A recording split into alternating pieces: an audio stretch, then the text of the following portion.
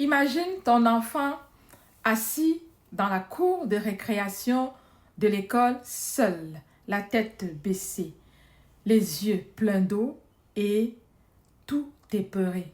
De retour à la maison le soir, il te dit « Maman, il se moque de moi. Il me bouscule, promettent de me faire du mal et rit quand je parle ou quand je leur parle. » Toi, son parent, ton cœur se brise parce que tu donnerais tout pour le défendre et le protéger en tout temps et en tout lieu, surtout en ton absence, lorsqu'il est intimidé par ses amis, ses camarades de classe ou des plus vieux que lui en milieu scolaire.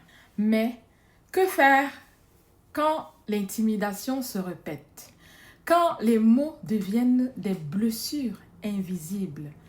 Comment réagir sans aggraver la situation?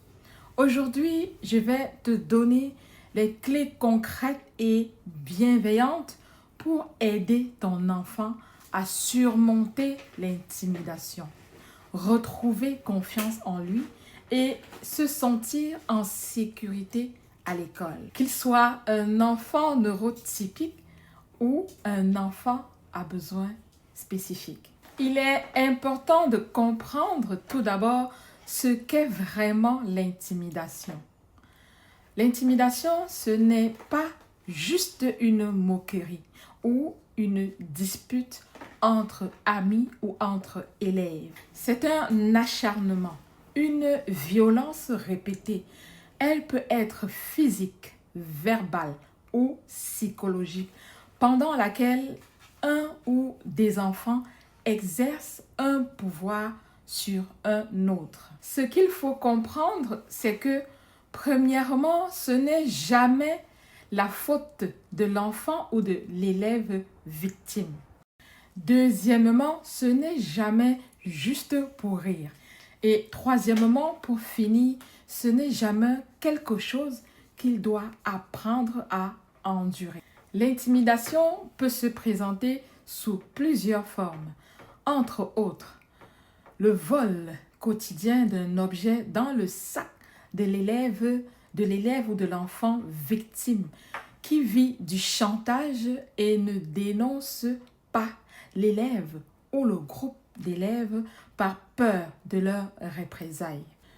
Autre forme, un groupe d'élèves qui va ridiculiser un élève ou enfant à besoin particulier à chaque fois qu'il le voit dans l'école ou dans la cour de l'école. Entre autres formes d'intimidation, nous avons aussi des commentaires discriminatoires ou dévalorisants d'un élève ou d'un groupe d'élèves à l'endroit de l'enfant victime.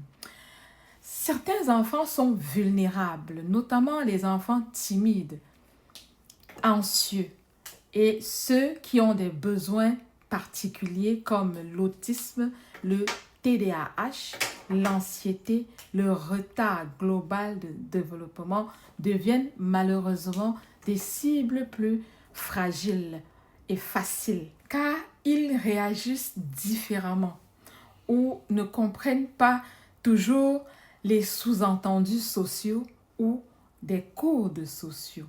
Après avoir compris la notion d'intimidation et quelques formes, il est ensuite important de savoir quels sont les signes.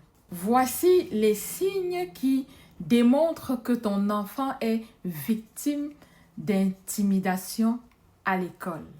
Souvent, un enfant victime d'intimidation ne le dit pas tout de suite. Il garde tout à l'intérieur. Alors, comme parent, prête une attention particulière et ouvre bien les yeux sur ces signaux. Le premier signe, c'est les changements d'humeur et de comportement soudains, tels la tristesse, l'irritabilité, l'anxiété, la colère et l'isolement social. Le deuxième signe, c'est le refus d'aller à l'école. L'enfant invente des excuses pour ne pas y aller. Et le troisième signe, ce sont les peurs fréquentes avant le départ du matin, lorsqu'on insiste qu'il aille à l'école. Le quatrième signe, c'est la difficulté de dormir. L'enfant a de la difficulté à dormir et fait des cauchemars nocturnes. Le cinquième signe, c'est la baisse des notes ou des résultats scolaires. Le sixième signe, c'est les objets perdus ou endommagés ou encore manquants dans ses effets personnels ou scolaires. Le septième signe, ce sont les demandes constantes ou régulière d'argent qui sera remis ou volé par les amis qui l'intimident. Le huitième signe, c'est la baisse d'estime de soi. L'enfant se trouve nul, sans intérêt et se critique régulièrement lui-même. Le neuvième signe, pour finir, ce sont des signes physiques inexpliqués, tels des ecchymoses, des bleus, des égratignures ou autres blessures et maux physiques dont l'enfant ne peut expliquer. Prenons l'exemple de cette maman qui nomme que son fils de 7 ans et demi refusait soudainement de mettre son manteau préféré pour aller à l'école. En réalité, c'était parce que les autres enfants ou élèves se moquaient de lui à cause de la couleur. Ce genre de détail nommé par l'enfant est une alerte silencieuse à prendre en considération. Lorsque quelques-uns de ces signes d'intimidation sont observés ou constatés chez ton enfant, comment réagir en tant que parent? La première chose à faire, c'est d'écouter sans juger. Quand ton enfant se confie, il ne cherche pas des conseils tout de suite. Il veut être tout simplement entendu. Pour l'écouter sans juger, voici les étapes à suivre. Étape 1. Accueille l'émotion de ton enfant. Dis-lui merci de me l'avoir dit. Tu as bien fait d'en parler. Cela l'apaise et lui redonne un peu de pouvoir et surtout de savoir qu'il compte sur vous pour l'aider, même si vous n'êtes pas à l'école avec lui. L'étape 2, c'est de le rassurer en lui disant « Tu n'es pas seul, on va trouver des solutions ensemble ». Un enfant victime d'intimidation se sent souvent impuissant. Le simple fait de sentir son soutien ou de se sentir soutenu par son parent change tout. L'étape 3, c'est d'intervenir avec discernement.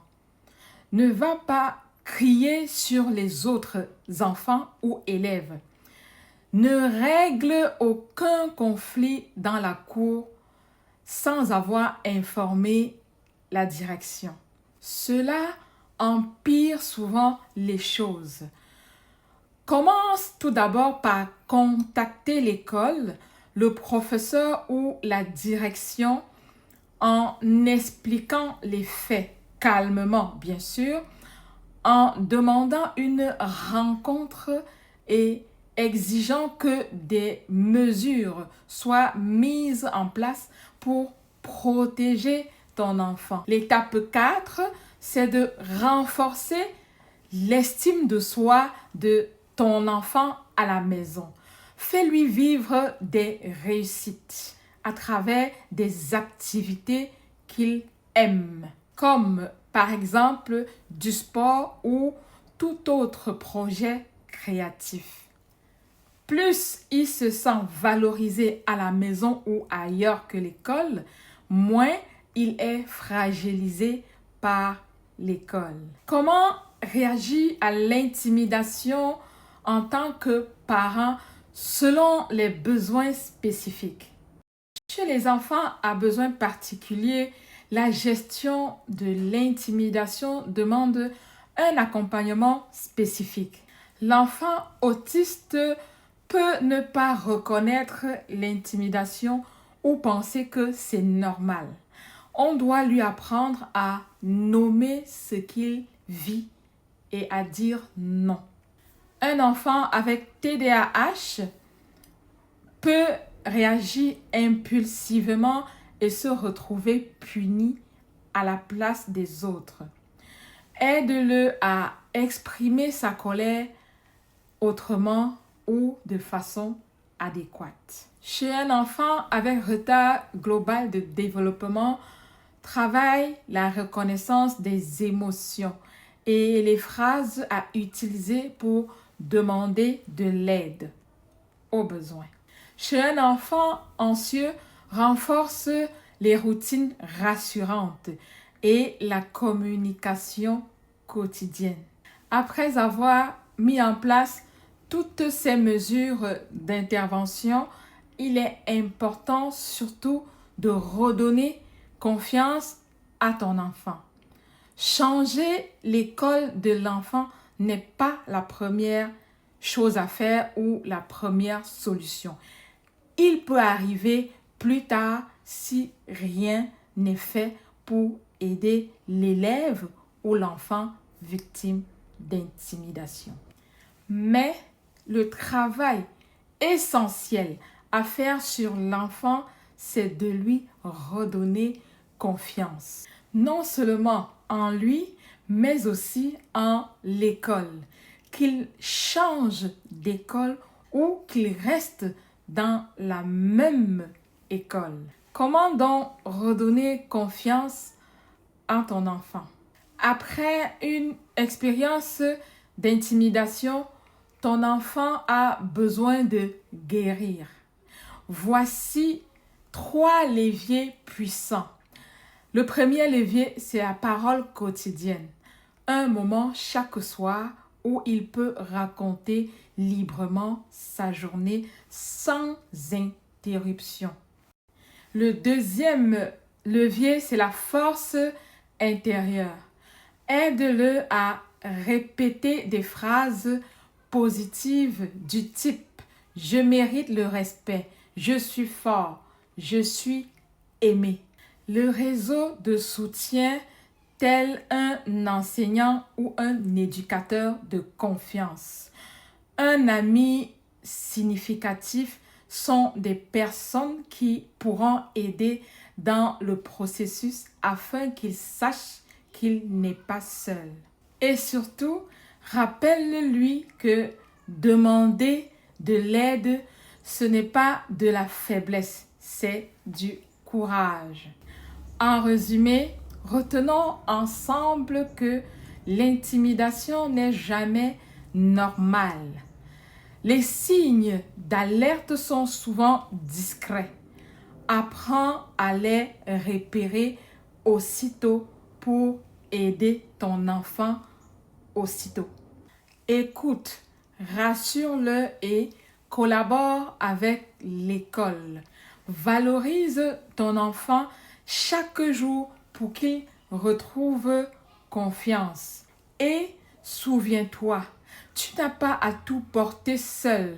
Chaque parent qui agit fait déjà une grande différence dans la vie de son enfant. Dis-moi en commentaire, ton enfant a-t-il déjà vécu de l'intimidation à l'école ou dans la communauté?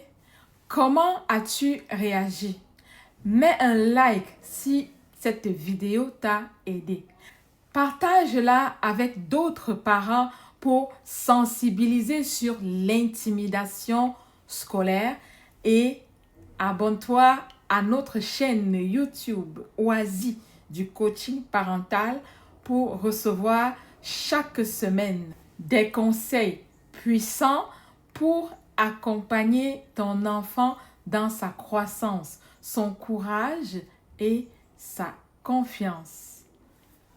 À très vite.